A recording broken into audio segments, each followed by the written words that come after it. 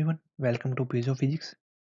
Nuclear physics के video series में last time हमने देखा कि बाइंडिंग एनर्जी पर न्यूक्लियन क्या होता है। इसकी मदद से हम किसी भी न्यूक्लियस से सिंगल न्यूक्लियन को रिमूव करने के लिए कितनी एनर्जी चाहिए वो हम कैलकुलेट कर सकते हैं।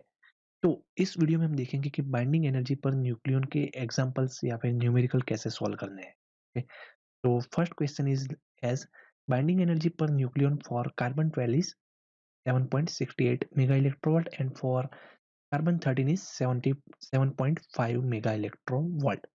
The energy required to remove a nucleon मतलब कि neutron from carbon 13 is okay. तो कार्बन का एटॉमिक नंबर होता है 6 एंड हम पहले लेते हैं आइसोटॉप 12। तो इसमें प्रोटॉन्स है 6 एंड न्यूट्रॉन्स है 6।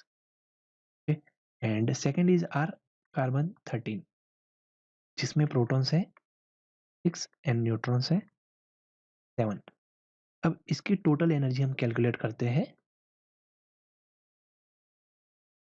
टोटल न्यूक्लियन है इसमें 12 and binding energy per nucleon is 7.68 mega electronvolt. therefore total energy will be 12 into 7.68 mega electronvolt. while carbon 13 के लिए टोटल एनर्जी आएगी, इसमें टोटल 13 न्यूक्लियंस है इनटू इसकी binding energy per nucleon that is 7.5 MeV. Now to find the energy required to remove one neutron from carbon 13, हम इस energy carbon 13 की energy से कार्बन 12 की एनर्जी सब्ट्रैक्ट करेंगे तो हमें यहाँ से वन न्यूट्रॉन के लिए जो एनर्जी चाहिए वो इजीली मिल जाएगी।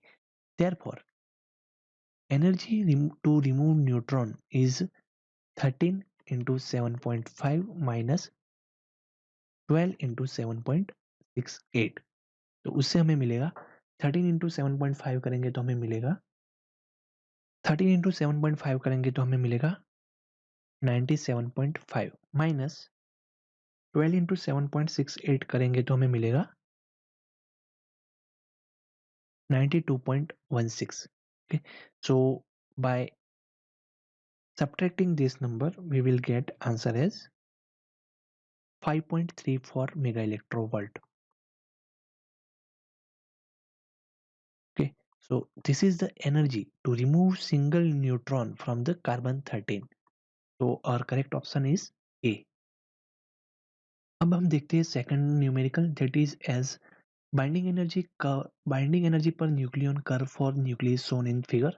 W, X, Y and Z are four nuclei indicated on the curve। The process that would release energy is। अब हम जानते हैं कि दो प्रोसेस होती है कि जिसमें हमें एनर्जी रिलीज होती है। फर्स्ट इज अगर दो लाइट न्यूक्लियई एक दूसरे के साथ फ्यूज होके एक हैवी न्यूक्लियस बनाता है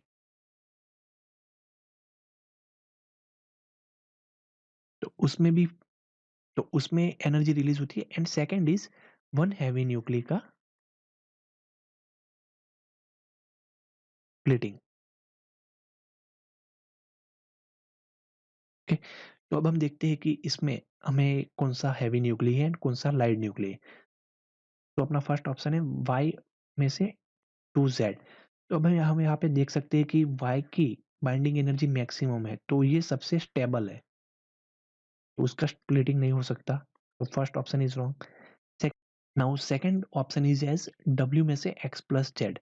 Now W has energy of 7.5 mega electrovolt while X has binding energy per nucleon is 8 mega electrovolt while Y has binding energy per nucleon as 8.5।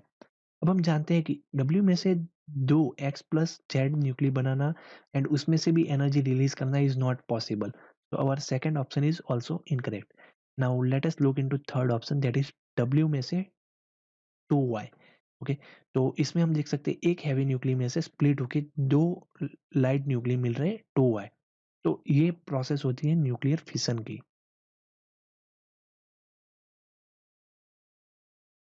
इसमें एनर्जी रिलीज होती है। So correct option will be C. Binding energy per nucleon of deuteron and helium nucleus is 1.1 megaelectrovolt and 7 megaelectrovolt respectively. If two deuteron nuclei reacts to form a single helium nucleus, then energy released is. So हमें इस process में check करना है कि कितनी energy release होगी. तो हम एनर्जी कैलकुलेट करते हैं using formula energy of helium minus energy of 2 deuteron. Okay, so first of all let us calculate the total energy of helium nucleus and deuteron nucleus. So deuteron nucleus has binding energy per nucleon as 1.1 mega electrovolt.